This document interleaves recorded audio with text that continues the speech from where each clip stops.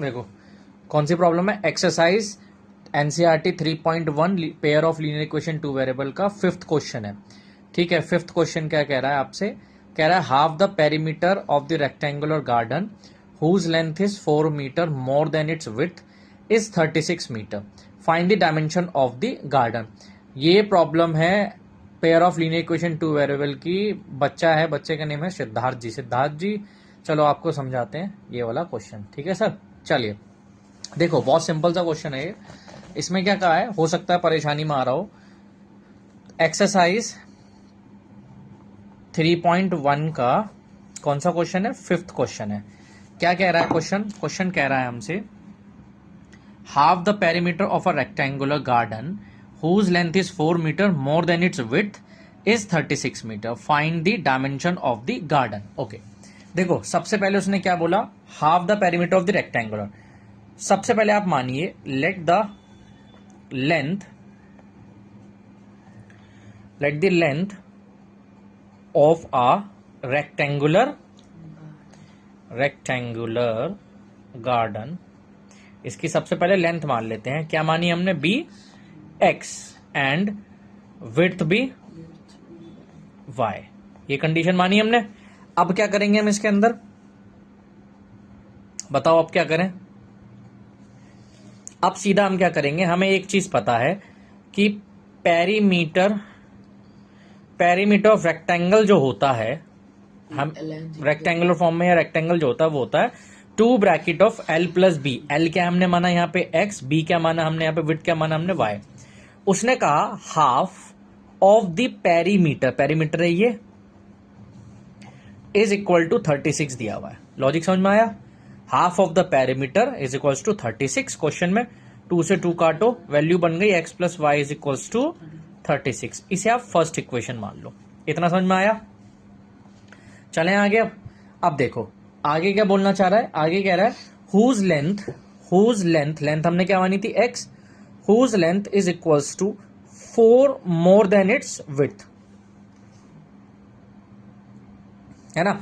आप इसे ऐसे भी लिख सकते हो कि x is equals to y plus 4। ये समझ में आया, हाँ जी सिद्धार्थ जी आया समझ में। चलें आगे, सेकेंड इक्वेशन को बेटा फर्स्ट में पुट कर दो बाय यूजिंग सब्स्टिट्यूशन मेथड। क्या करेंगे, putting x equals to y plus 4 in equation किसमें, फर्स्ट में। फर्स्ट क्या कह रहा है, फर्स्ट है x इज इक्वल्स टू, हमारा फर्स्ट है हमारे पास x plus y is equals to 36। x की जगह रख दो y plus 4 plus y as it is equal to 36। Now y plus y 2y, 4 उधर ले जाओ ट्रांसपोर्टेशन रूल से, 36 minus 4 then y is equals to 32 बेंड by 2 is equals to 16 metre की हमारी विड्थ आ गई। आया लॉजिक समझ में। नाउ अब y की वैल्यू कहां पे रख दो, थर्ड इक्वेशन में। तो थर्ड इक्वेशन हमारे पास x इज इक्वल्स टू कितनी है third equation, y plus 4, x is equals to y है हमारा 16 प्लस 4 यानी x is equals to 20 metre. तो उसने क्या पूछा था, उसने पूछा था डायमेंशंस। तो डायमेंशंस में आते हैं हमारी लेंथ एंड ब्रेड्थ रेक्टेंगुलर में। तो लेंथ हो गई 20 मीटर की और विड्थ हो गई इसकी y यानी 16 मीटर। ये इसका फाइनल आंसर है दोनों। आया समझ में, कोई डाउट तो बताओ। ये देखो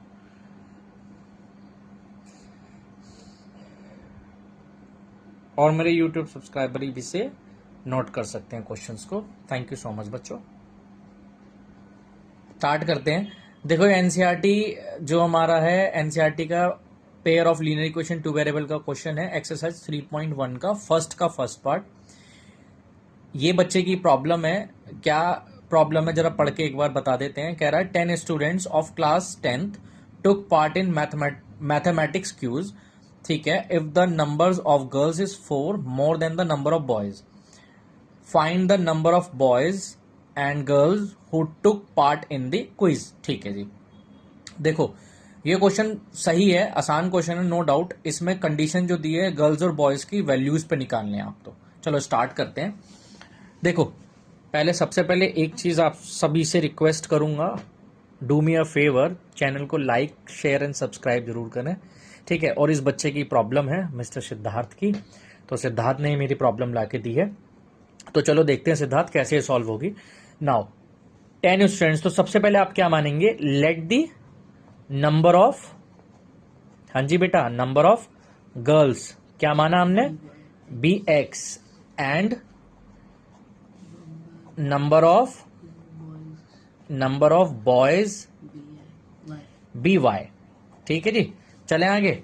अब उसने एक कंडीशन दी, टोटल स्टूडेंट है, इन दोनों को मिला के ही होंगे, तो टोटल स्टूडेंट होगा x plus y is equal to 10। This is the first equation. उसने एक वैल्यू बोली, यहां पर क्वेश्चन में पढ़ा, उसने कहा, यहां देखना, if the number of girls is 4 more than the number of boys. ठीक है, मतलब तो नंबर ऑफ गर्ल्स जो है हमने मानी x, वो है बॉयज से 4 टाइम्स नहीं, 4 more then the number of boys. तो इक्वेशन हमारे पास ये हो गई। नाउ अब आगे सॉल्व करें इस इक्वेशन को, सेकेंड इक्वेशन को, यानी putting x is equal to y plus 4 in equation 1। सही है बेटा, समझ में आ रहा है। नाउ आगे देखते हैं, ये देखो, ये आ गया, x की जगह हमने वैल्यू क्या रखी, y plus 4 plus y as it is equals to 10, 2y is equals to 10 minus 4 यानी 6, then y is equals to 6/2 यानी 3। तो क्या हुआ हमारे पास, नंबर ऑफ बॉयज कितने हैं, ऑटोमेटिकली हमें ये पता चल पा रहा है, जब नंबर ऑफ बॉयज 3 हैं तो गर्ल्स ऑटोमेटिकली 7 होंगी। चेक कर लेते हैं, इस वैल्यू को आप पुट कर दो सेकंड इक्वेशन में। सो सेकंड इक्वेशन क्या है हमारे पास, putting y is equals to 3 in equation 2।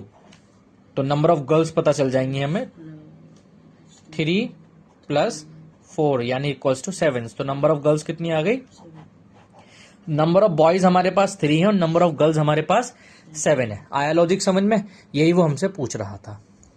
ठीक है, और भी बच्चे जो भी सब्सक्राइबर बच्चों, सभी से ध्यान से इस क्वेश्चन को समझ लो। मैं एनसीईआरटी के सॉल्यूशंस भी आपको बताता चलूंगा बीच बीच में।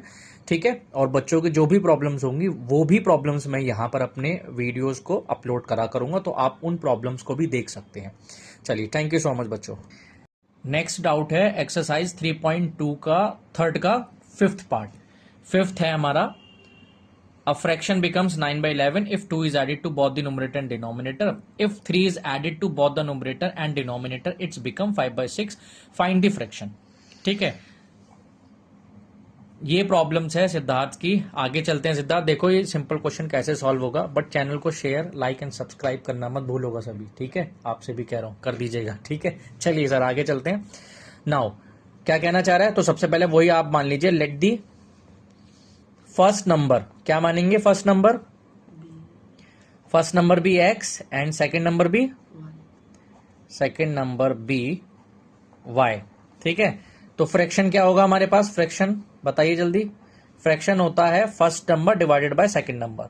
ठीक है, उसने कहा 2 को ऐड करो नुमरेटर में और 2 को ऐड करो डिनोमिनेटर में, देन जो नंबर्स मिलता है वो हमें मिलता है 9/11। अब आप इसे क्रॉस मल्टीप्लीकेशन कर सकते हैं, कैसे, 11 का मल्टीप्लीकेशन x प्लस वाई 2 के साथ ब्रैकेट के साथ, 9 का मल्टीप्लीकेशन y प्लस 2 के साथ। सही है सर, डिनोमिनेटर खत्म। अब आगे क्या करें बताओ जल्दी, 11x plus 22, 9y plus 18, variable two variable and numbers to numbers. ठीक है, ट्रांसपोजिशन रूल के थ्रू क्या करेंगे अब इसमें हम बताओ, 11x minus 9y is equals to -4। This is the first equation. आया लॉजिक समझ में। अब सेकंड बात करते हैं, सेकंड में क्या कहना चाह रहा है, सेकंड में बोल रहा है if 3 is added both the numerator and denominator. Okay, 3 is added both the denominator and numerator, दोनों में कर दिया, तो नंबर बिकम्स जो बनता है 5/6 बनता है। सही है, ये रहा 5/6 बनता है जब if 3 is added to both the numerator and denominator, it becomes 5/6. Find the number fractions. आया लॉजिक समझ में। यहां देखो, अब क्या करेंगे इसमें, सेम कैलकुलेशन, कैसे, 6 bracket of x plus 3 is equals to 5 bracket of क्या करेंगे y प्लस 3। आ रहा है समझ में। नाउ अंदर multiplication 6x plus 18 is equals to 5y plus 15, numbers to numbers by using variables to variables by using transposition rules. 15 माइनस 18 कितना होता है? हाँ जी, क्या होता है 15 माइनस 18 इज -3। करेक्ट है, ये हमारे पास इक्वेशन बन गई सेकंड। अब हमारे पास है इस एक्सरसाइज में, आप इसे सब्स्टिट्यूशन मेथड से सॉल्व करेंगे। कैसे सॉल्व करेंगे? यहां देखो हमारे पास इक्वेशन है पहली 11x minus 9y is equals to 4। इसमें से आप x की वैल्यू निकाल लो। कैसे निकालेंगे? 4 plus 9y as it is, then x is equals to 4 plus 9y by 11। यहां तक समझ में आ रहा है? इसे थर्ड इक्वेशन मान लो। इस थर्ड इक्वेशन को किस में पुट करेंगे? इस वाली सेकंड इक्वेशन में। सेकंड इक्वेशन क्या है? 6x, x की जगह 4 plus 9y by 11 minus 5y is equals to 3। चलो जी सॉल्व करें, ये लिख दी हमने इक्वेशन। आगे चलते हैं, अंदर मल्टीप्लीकेशन कर दो 6 का। 6 4 जा 24, 9 6 जा 54y, सही है, minus 5y as it is. यहां 11 को हम एलसीएम बनाएंगे अब इनका। देखो कैसे, 24 प्लस 54y, समझ में आ रहा है ना? 11 5 जा 55, यहां डिनोमिनेटर में 11 बचा, वो 11 3 के साथ मल्टीपल हो गया 33। 54 और 55 कितना हो गया? माइनस का y 33 as it is. 24 transposition rule से इधर गया राइट हैंड साइड में, तो क्या बचा हमारे पास? माइनस का, देखो 6 एंड 3 माइनस 9, यानी y कितना आ गया? प्लस का 9। y की वैल्यू उठाओ, किस में पुट कर दो? थर्ड इक्वेशन में। थर्ड इक्वेशन क्या है? x is equals to 4 plus 9 into y की वैल्यू क्या है? 9 डिवाइडेड बाय 11, कितना आ गया? 4 प्लस 99 डिवाइडेड बाय 11 कितना हो गया? 103 बाय 11। देखो यहाँ एक गड़बड़ हो गई कैलकुलेशन में, यहाँ ध्यान से देखो, यहाँ 9 इंटू 9 जो होता है वो 81 होता है, हमने लिख दिया 99, तो 81। 81 प्लस 4 कितना होता है? 85।